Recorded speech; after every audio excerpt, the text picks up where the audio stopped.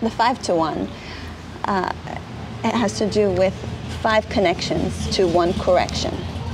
So, we see this oftentimes in workplaces as well, where, administration or, the supervisors, they're told, the psychology behind it is you should not correct an employee without, having a solid 5 connections with them. And it's like, why are we not applying this principle to our children that truly matter above all else and everyone else? Research has shown that without having that connection, that correction isn't going to get very far.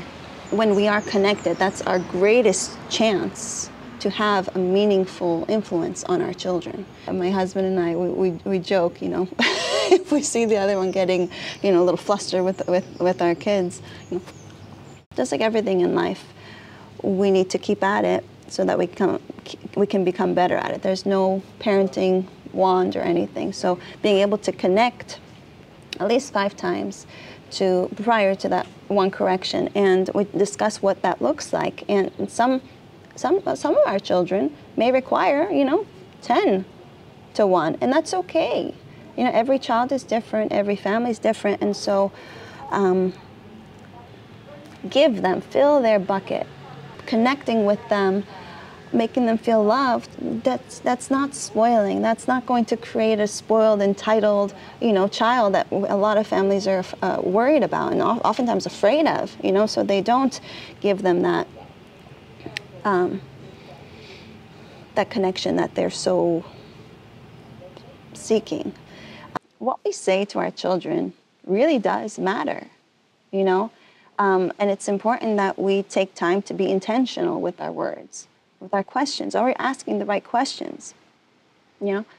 Oftentimes we shy away from mistakes, but research shows that's the way to grow a child's growth mindset.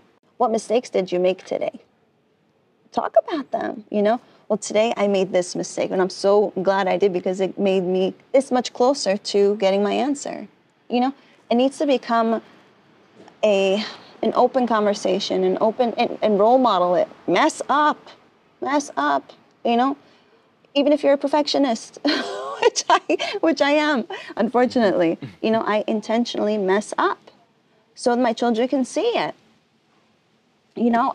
How to mess up gracefully and how to come back from that. How to problem solve. So many children today are afraid to fail. They're afraid of making mistakes. And that's very dangerous, not only because of their own personal success, but, why do you think we have so, just rising cases of anxiety, depression, suicides, and it's something that needs to be addressed, and it can start at home. Why not? So ask these questions. As far as praise goes, praise is something that should be, very sparing, not something that should be constant. The way we do it also matters because we need to make sure that we are very sincere about it. Kids pick up on that, and very specific. Oftentimes, even as as part of my work at school, all sorts of families, everyone, good job, you're so smart. And I cringe because it's like, these are the things we shouldn't be saying to the kids, It's so general and it's meaningless. Good job is so meaningless to children. Be that role model for them, but also, lift them up in ways that are meaningful and effective. Like, for example, so many people say you're so smart, right? A lot of kids get so attached to that they become afraid to make a mistake because if I mess up, they're going to think that I'm not so smart, it's just a big deal. That stops them from pursuing any passions, from pursuing anything that is meaningful to them because they're afraid to mess up.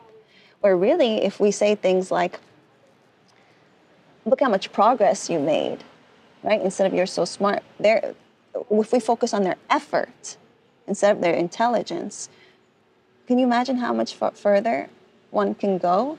So just my effort is so important to my mom. So let me put in more effort. A lot of us get stuck in those, classifications, those labels for ourselves, and it's not pretty. It's not pretty. And then last but not least, there's what we call in the psych world, the 10-minute miracle, where it's one-on-one time with your child, right? No other distractions, no other children, no other parents, no phones, full on attention, as often as you can do it. The more we do it, the more we're able to influence our children. And you spend that time with each of your children doing whatever they want to do. So whatever they're doing, just join them. Even if they're playing video games, sit there with them. 10 minutes, that's it.